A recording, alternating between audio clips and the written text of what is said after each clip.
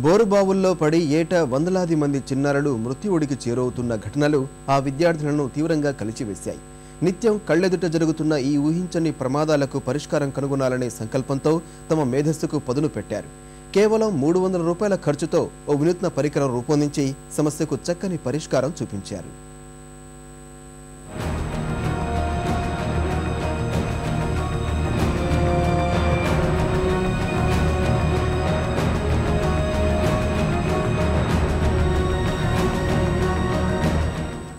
అంతవరకు ఆడుకుంటూ కనిపించిన చిన్నారి బోరుబావిలో పడిన ఉదంతాలు ఇటీవల కాలంలో అనేకం వెలుగు చూస్తున్నాయి. పెద్ద ఎత్తున సహాయక చర్యలతో శిశువుల్ని బయటకు తెచ్చేందుకు గంటల తరబడి శ్రమించినా ఫలితం దక్కడం లేదు. ఇలాంటి ప్రమాదాలు గుంటూరులోని విజ్ఞాన్ ఇంజనీరింగ్ కళాశాలలో చదువుతున్న 4 విద్యార్థినులను తీవ్రంగా ఆలోచింపజేశాయి. ఆధునిక పరిజ్ఞానం సహాయంతో వీటిని నివారించేందుకు పరిష్కార మార్గం కనుగొన్నారు.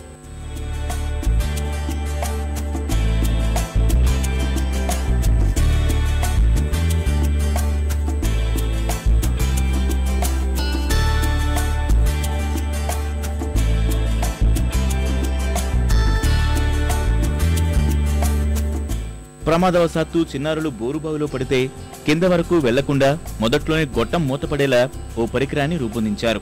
బోరుబావి వెడల్పు ఆధారంగా ఒక ఇనుప రేకు, ఎలక్ట్రానిక్ అలారం, బ్యాటరీతో పరికరం తయారు చేశారు. ప్రమాద విషయం చుట్టుపక్కల వారికి తెలిసేలా ఓ అలారం అమర్చారు.